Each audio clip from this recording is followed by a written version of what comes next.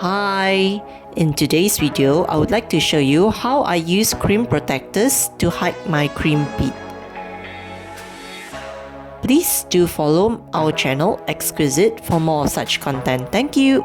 So, crimp protectors usually come in many sizes, and this is our bracelet that I've started. Usually, we'll be using a size bigger than the crimp. So if you're using the 2.5mm crimp, we'll be using the 3mm crimp protector. We'll first insert the pressed crimp into the middle of the crimp protector. Position it in the middle, and we'll be using a chain nose plier to apply pressure on both arms of the crimp protector. Do this slowly and control the pressure that you're applying on the arm so that it does not go out of shape. We'll tidy the arm once it has come together by pressing the top of the crimp protector.